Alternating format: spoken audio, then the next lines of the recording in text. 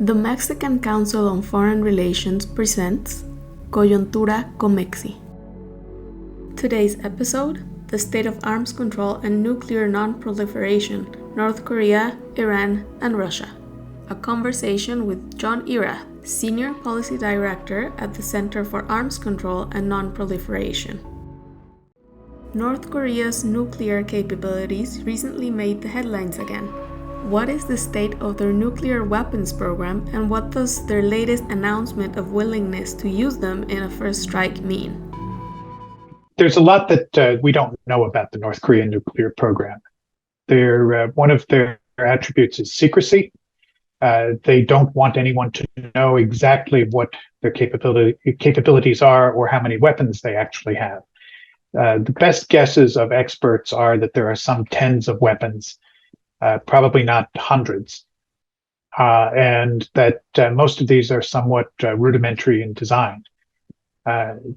In recent years, the North Koreans have been making a lot of efforts to produce ballistic missiles that they could use to strike presumably targets in South Korea and surrounding countries, and have announced that they are testing longer range missiles, although it does not seem that that has been very successful. What it all means is that North Korea has the capability to use a nuclear weapon against South Korea, potentially Japan, and maybe other areas, and that they are seeking the capabilities to use a nuclear weapon at a greater distance, perhaps even at an intercontinental distance. So in the context of a first strike, it would almost certainly be in a scenario where there would be conflict between the two Koreas, and that the North would want to inflict some damage upon the South in a catastrophic way before the South could do anything else. The use of any nuclear weapon would be very dangerous. They're called weapons of mass destruction for a reason, and it's the normal way that we think about nuclear weapons is as a deterrent, that their use is to prevent the use of such weapons against one's own state. So one of the things that is concerning about the recent developments in North Korea is that they are moving away from the idea that the nuclear weapons are a deterrent, and they are moving closer to the idea that nuclear weapons could be used in a non-nuclear conflict. This is obviously something very dangerous because the use of any weapon would cause a tremendous amount of damage. It would be very bad for the environment. The use of tens of weapons or hundreds of weapons would be so much worse. But even one is very dangerous. Traditional knowledge in nuclear weapons signals them as a deterrent. Yet, this announcement from North Korea presents the difficulty of a leader giving himself permission to use a nuclear weapon first, without absolute clarity of whether it's meant only in a preemptive manner or if it implies preventive action. What does this entail? I wish I could clarify that, but of the many things that I am not aware of, what goes on inside the mind of a dictator is high on the list. I think what we can read into the recent announcements is that Kim Jong-un is concerned about his personal safety. Like any dictator, he puts his own survival and that of his dictatorship ahead of the best interests of the country. That's one of the reasons he's spending billions on nuclear weapons and not on feeding the North Korean people. But what we've seen in recent years, if you look across the border into South Korea has chosen not to develop nuclear weapons. They are a member in good standing of the Non-Proliferation Treaty and a strong supporter of international non-proliferation standards. What the South has developed is additional military capabilities, particularly precision strike, so that if there were a resumption of the Korean War, they would have the capability to hit the targets they want to hit that are military targets within North Korea. We have seen the value of access to precision strike technology in the recent conflict in Ukraine. So this is the sort of thing that the South is working on And being a dictator, Kim Jong-un, I think, and this is my views only, but I think is concerned that one of the precision strikes that could come up from the south might be aimed at him. And so he is saying that any attempt at ending his dictatorship in such a manner would be met with nuclear consequences. And we see this in the report that he has authorized lower ranking officers in the North Korean military to go ahead and use such nuclear weapons in an emergency situation without waiting for the top level authorization. And that's something else that is very much concerned, because nuclear weapon countries that have nuclear weapons have the very strict command and control arrangements. We saw this recently in the UK with the new prime minister. At the same time, there was a change in the monarchy. The monarch has no authority to use nuclear weapons, but the prime minister does. And so one of the first duties of the new prime minister is always to specify what those procedures are going to be. So this was all happening at the same time in the UK. Doesn't happen in North Korea. Instead, it's the opposite, where that authority is being delegated down to lower and lower levels. So somebody in a command of a nuclear weapons unit may not have access to all the best information, may think there's an emergency and may panic and launch a nuclear weapon. That is something that could be very frightening. How does all of this affect the balance of power and balance of threat in the region? And how do you think this shift will be dealt with? I would offer two observations. The first is that much of what comes out of Pyongyang is propaganda. It's intended to influence the thinking in South Korea, in Washington, and in Japan. And so it may or may not correspond to reality. It is remarkable to think of a dictator giving up control of weapons and passing that to somebody else. So I think certainly as long as the dictatorship exists, there's some level of control for the dictator in the use of his most powerful weapons. The other thing is to look at the pattern that has developed over the years with regard to North Korea. It's gone in these cycles where there's a nuclear test or threats of nuclear weapons, the tension rises, everyone is concerned, and then there is some arrangement, usually additional aid provided to the North from the South, and the tension goes down. We've seen this cycle happen over and over again. It's difficult to know what's going on inside North Korea, but we are aware that they have,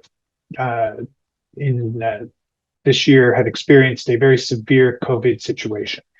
So it's possible that things are quite bad, and they are looking out to get some more aid. It's also been the case in the past that when there have been crises in other parts of the world, that the North Korean dictatorship will make some noise, will test a nuclear weapon or a missile, just to make sure that they are not being ignored, that they have everyone else's attention. So we could also be seeing part of that kind of pattern. Everyone this year is very concerned about the continuation of the COVID pandemic, about the war in Ukraine, about many other things that are going on in the world, and the North Koreans may feel they're just being a little overlooked. In the larger global context, and considering the ongoing negotiations between Western powers and Iran to revive the 2015 nuclear deal, what can be said of the non-proliferation regime and the horizon of it for other countries considering acquiring nuclear weapons? They have developed nuclear weapons, they've tested nuclear weapons. How much has that actually benefited North Korea or the North Korean people? I would argue that instead it has had a negative effect, that resources that are needed for the economic development of the country instead are going to the military. And I don't know how long this is sustainable. So I think that this may be the lesson that countries with strong leaderships are going to think about.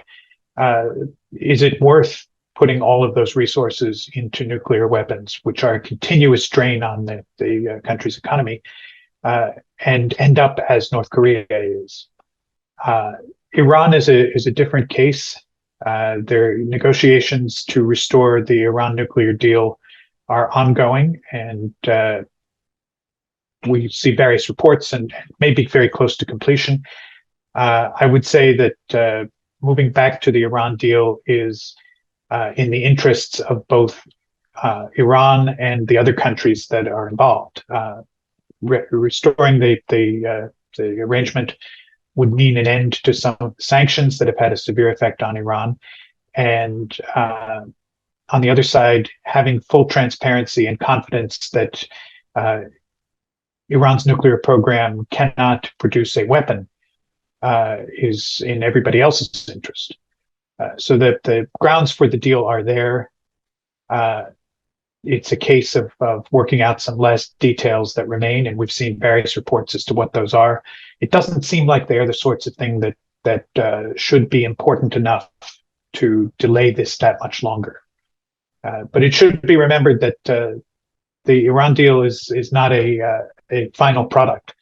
That there were some serious problems with it. There were some flaws which led to it being ended in 2018, and that restoring it is not the end of the story. There should be some process to address those other issues that are going on. But restoring the deal is the first step that should be taken, and then we can get to addressing what the other questions are. But you asked about what does this mean for the global proliferation situation. And I would say that the real concern this year is what's going on with Russia. Russia has not used a nuclear weapon yet, but they have threatened to use them. And this is what I was saying earlier. It's a break in the wall that nuclear weapons are to be used for deterrence and defense only. What Russia is doing is it's threatening the use of nuclear weapons to keep other countries from assisting Ukraine and allow cover for the Russian aggression against its neighbor. This is a new thing that suddenly nuclear weapons are a tool of statecraft, just like diplomacy or economic sanctions. Well, our diplomats don't want to try, so instead we're going to threaten to use a nuclear weapon and destroy somebody's city. That is something that is a very serious concern. And the countries that you mentioned that are thinking about developing nuclear weapons are certainly watching to see how this plays out. Ukraine is doing a little bit better on the battlefield recently. The war is going against Russia, and that's a positive development, because if the fighting should stop and Russia be in a position where it can claim victory, where it can claim success, then it is a validation of this strategy of using the threat of nuclear weapons as a tool. That will be noted, and if it becomes a part of the standard way in which countries do business, that is an incredibly dangerous thing, because threats are only good if you're prepared to follow through on them. And so if we have 5 or 6 new nuclear weapon states that are suddenly making threats to use weapons, or if we have a China threatening Taiwan with nuclear weapons, at some point they have to be prepared to use them. And as I said earlier, even the use of one nuclear weapon is catastrophic. So it is important that as the war goes forward, that Russia not be in the position to claim that its use of the threats of nuclear weapons has been effective. Because otherwise we could see a serious break in the non-proliferation regime. Speaking of Russia, what can you say about the IAEA's presence in Ukraine to assess and limit the risk of a potential nuclear accident due to military operations around the Zaporizhzhia plant? And do you think there will or should be a larger international presence in Russia to monitor compliance with established nuclear agreements to prevent Russia from acting on its threats to use nuclear weapons? it's a very serious matter to be having a war around a nuclear power plant. Nuclear power plants are built to be safe. The Chernobyl plant is of course in Ukraine. There was an accident there in 1986. Since then, there are much better safety measures in place. But those safety measures do not extend to withstanding high explosive ordnance being used in and around the facilities. So the decision to attack the plant originally that was done in March was a very dangerous one. And the decision to use it as a point to station military equipment, which is more recent, is very dangerous. So it's a very good thing that the IAEA was able to get a team in to visit the plant and assess the level of danger. At this point, the next logical step would be for a continued presence of IAEA monitors who can make recommendations, who can check to make sure that the appropriate safety protocols are being followed, and can warn if there is a danger of a radiation release coming from the plant. And the IAEA made the correct recommendation that there should be a safety zone with no military activity for several kilometers surrounding the plant to avoid a situation where something, whether intentional or not, could go wrong and result in a massive radiation release. So absolutely, there should be a role for the IAEA because nuclear safety is one of their core missions. And they're doing a very good job so far. We will see what the parties to the conflict have to say about this. Russia went through a lot of trouble to capture the nuclear plant back in March, and they may not want to give up control that easily. It's an important piece of the energy infrastructure for Ukraine. It provides something like 20% of Ukrainian electricity. And with winter coming, this is going to be very important for the health and safety of the Ukrainian people. The IAEA does not have a mandate to monitor the location or the possible use of nuclear weapons. But what the situation shows is that arms control remains important and a relevant thing to think about going forward.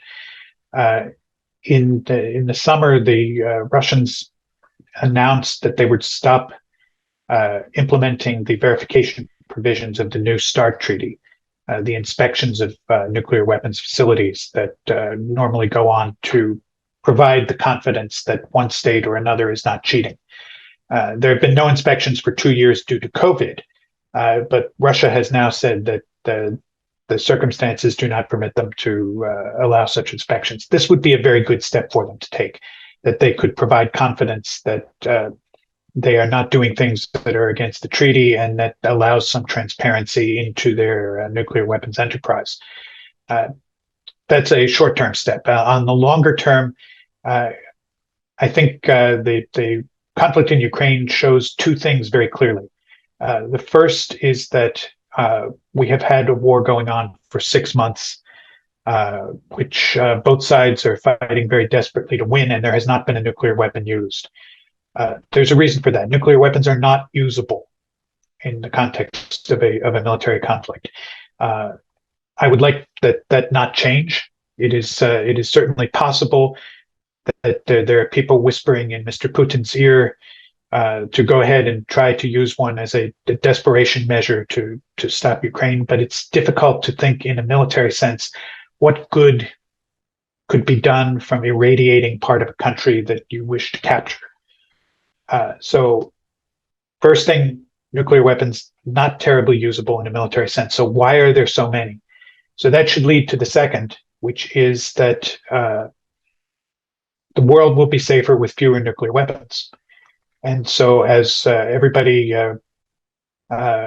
winds down the tension a little bit from the war, it should be part of the thinking of the leaders, not just in Russia and America, but also in China, Britain, France, India, Pakistan, Israel, do we need so many nuclear weapons? What is a minimal number that we need for deterrence while others still have them? And maybe it's time to talk about everybody reducing at least a little bit, because we're in a more dangerous situation now than we have been since the very worst days of the Cold War, with the possibility that a nuclear weapon could be used. The leaders of the five official nuclear weapon states in January of this year, 1 month before the war started, made a joint statement saying that their nuclear weapons were for defense and deterrence only. It would be good to go back to that and to use that as a basis to talk about how we might make the whole situation a little bit safer. We need to learn the right lessons from this. In addition to the possibility, it's a small possibility, but it's real, that a nuclear weapon might be used in Ukraine. There's also the danger of a intentional disaster at the nuclear power plant in Zaporizhzhia or elsewhere. This is a feature of Russian history that is celebrated, that in past conflicts, Russian generals have burned towns, villages, even Moscow, to deny its use to an enemy. And it may be that someone will have the idea to destroy the nuclear plant to deny its use to Ukraine. And this could create a huge environmental disaster that we would just not have the means to cope with. So that's another very real danger. In this context, with a changing global dynamic and different conflicts brewing here and there, what should nuclear doctrine look like to procure nuclear weapons contribute to peace, as opposed to now being used as a tool for statecraft that could bring the world closer to the brink of large-scale destruction? Nuclear weapon states have an obligation under the Non-Proliferation Treaty to reduce and eventually eliminate their nuclear weapons. Now, I'm not so naive to think that that is going to happen tomorrow or next week, but it is a goal that is out there for the future, and so there should be reasonable policies adopted to build down toward that goal. One of the first steps should be this idea that to reinforce the idea that nuclear weapons are for deterrence only. And they are not to be used offensively, not even in the context of the kinds of threats that Russia is making. The critical factor, as I said, in this will be the degree to which Russia is perceived as succeeding by means of using those threats. If it is clear that they have not done any good in a conflict with Ukraine, then we can move on and we can try to build on that. The other important thing is that there are two things that have to be kept in mind. The first is that nobody just acquires nuclear weapons for the fun of having nuclear weapons. The reasons are different in the case of every state, but nuclear weapons are very expensive and a lot of trouble to build and to maintain.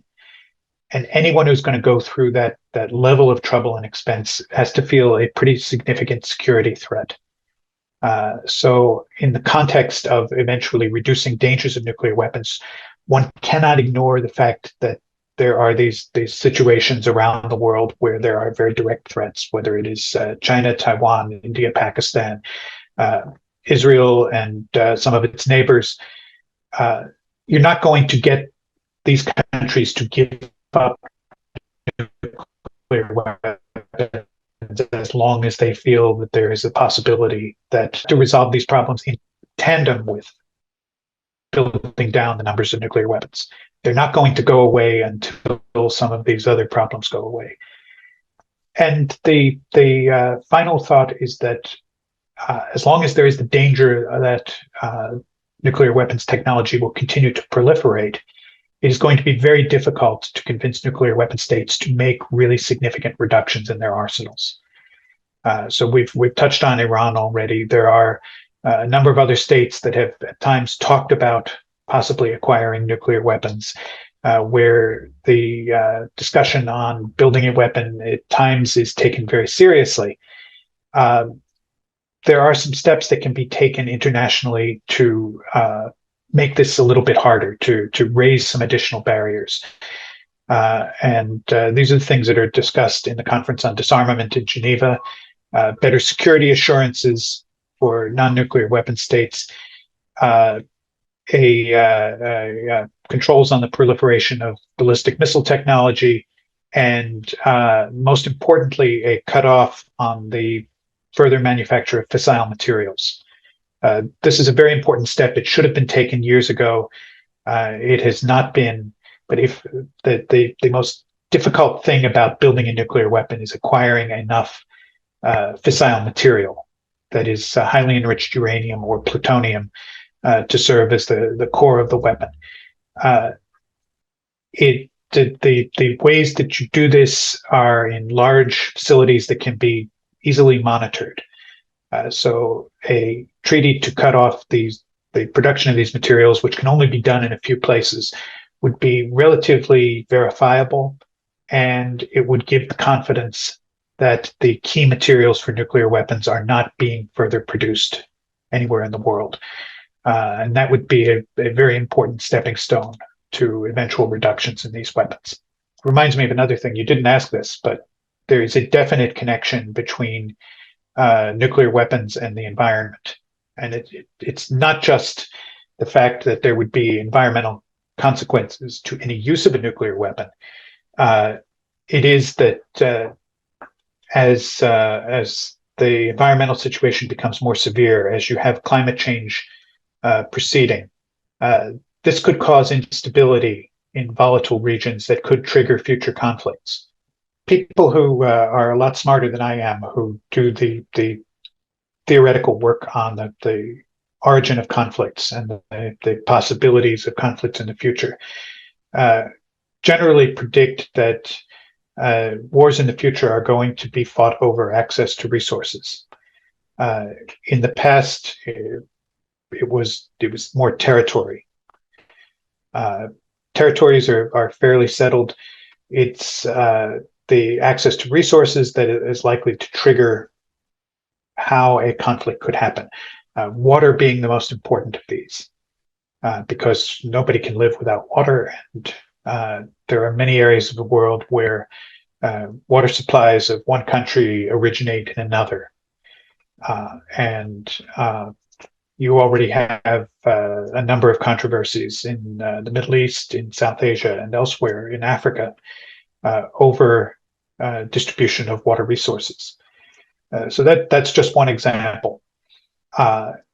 If you have the possibility of a conflict, and you have an example that nuclear weapons or the threat of a nuclear weapon can be used as a way to compel another country to do what it doesn't want to do, you have created another use for such weapons, another reason to acquire them and to threaten to use them. And that takes you down a very uncomfortable road where, as I said, you're making the threats, you have to be prepared to act on them. And so the possibility, it may not be a large possibility, but it's still a greater possibility that a nuclear weapon may be used.